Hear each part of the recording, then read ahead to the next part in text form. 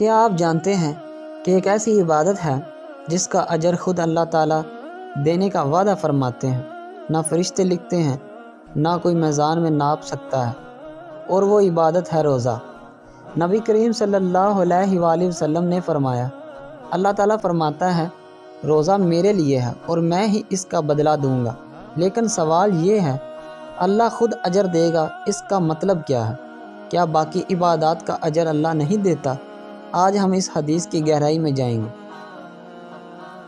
یہ حدیث صحیح بخاری اور صحیح مسلم میں موجود ہے۔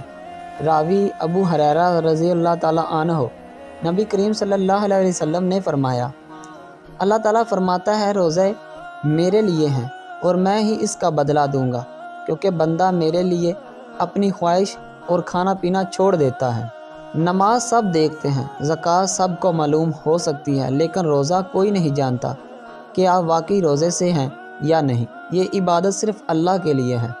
انسان دکھاوا ہر عبادت میں کر سکتا ہے، لیکن روزہ صرف اللہ کی رضا کے لیے ہوتا ہے۔ اس لیے اللہ فرماتا ہے یہ میرے لیے ہے۔ قرآن میں ہے، بے شک صبر کرنے والوں کو بے حساب اجر دیا جائے گا، اور روزہ صبر کا نام ہے۔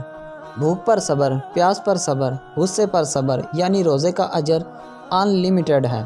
علماء نے اس کی چند تشریحات بیان کی ہیں۔ اللہ اجر کا اندازہ کسی میزان سے نہیں کرے گا، بلکہ اپنی شان کے مطابق عطا فرمائے گا۔ قیامت کے دن جب لوگ اعمال کے بدلے ایک دوسرے سے حق لیں گے تو اللہ روزے کا اجر محفوظ رکھے گا۔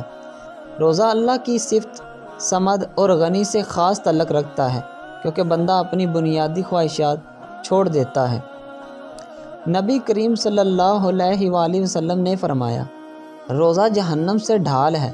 روزہ دار کے منہ کی خوشبو اللہ کے نزدیک مشک سے بہتر ہے۔ جنت میں ایک دروازہ ہے ریان، صرف روزہ داروں کے لیے۔ اگر اللہ خود اجر دے رہا ہے تو کیا ہمارا روزہ صرف بھوک اور پیاس تک محدود رہنا چاہیے؟ زبان کا روزہ، آنکھوں کا روزہ، دل کا روزہ، سوشل میڈیا کا روزہ۔ اصل روزہ وہ ہے جو انسان کو بدل دے۔ آج نیت کریں کہ ہمارا روزہ صرف رسم نہ ہو، بلکہ ایسا روزہ ہو جس کا اجر اللہ خود عطا کرے۔ اگر آپ چاہتے ہیں کہ اللہ خود آپ کا بدلہ دے تو آج سے اپنا روزہ خالص اللہ کے لیے کریں۔